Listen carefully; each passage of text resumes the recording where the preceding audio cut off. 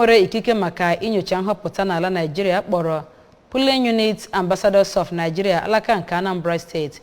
achịkọbago ịga njem n'okporo ụzọ bụ nke were otu abalị iji wee kụziri ndị osiri tozu iso wee tụ vootu na steeti a gbasara mgbe ọ dị ha izere igwu jụrụ n'ụdị ma ụdị ọbụla n'oge nhọpụta na nhọpụta izugbo nke afọ 2023 na-abịa abịa.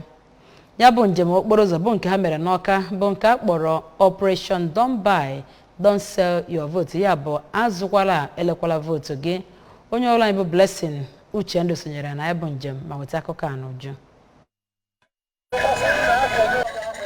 Ya bụ njem bụ nke a malitere na Unizik wee gaa 6th Avenue ruo Ekeọka Aroma ya nakwazi ụlọ omeiwu nke steeti a nakwazi ụlọọrụ ndị INEC dị n'Ọka. Ya bụ otu Polling Unit Ambassadors of Nigeria bụ ndị nke bụ ihe edegasịrị ihe dị iche iche nke na-asị ndị mmadụ elekwana ikike faji atụ vootu, ndị mmadụ anakwana ego wee lee ya bụ ikike, ndị mmadụ chetakwanụ maka ọganiru ya nakwazi ọtụtụ ihe ndị ọzọ dịgasị iche iche. Ka ọ na-anabata ndị otu ahụ ka onye okwupụta okwu n'ụlọ omeiwu nke steeti a bụ Right Honorable Uchenna Okafọ toro ya bụ otu maka ya bụ njem ha na-aga ya nakwazi ezi ozi ha na-agbasa ma kwue na ọ dị mkpa ka ndị mmadụ chekwaba ikike ha ji atụ vootu nke ga-eme ka ha tụnyere ezi onye ga-alụ ọrụ afụlụ anya.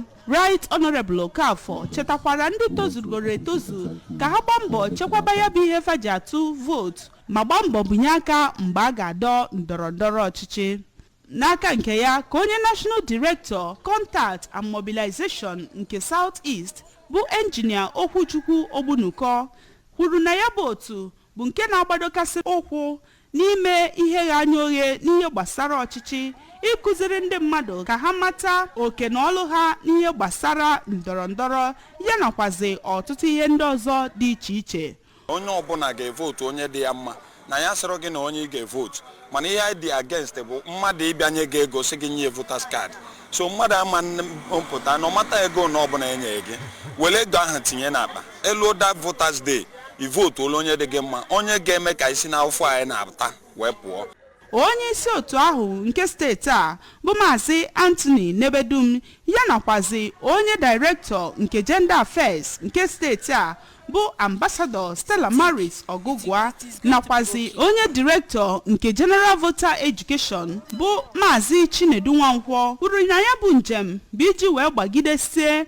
okwe ndọrọndọrọ ya nakwazi otu o kwesịrị. N'okwu ha dị iche iche ka onye ndị Senatorial Ambassadors nke na-anọchite Ọka South, East ya nakwazi Central bụ Oriakụ Mary Jane Obiora, Ifeanyi Chukwu Okafọ Obiora Nweke duru ndị mmadụ na mkpa ọ dị ka ha gbaa mbọ ga weta ikike ha ji atụ vootu ma dụkwazie ha ka ha ghara ire ya ere ka o wee ghara ikpuchi ya azụ n'ajọ ọnọdụ.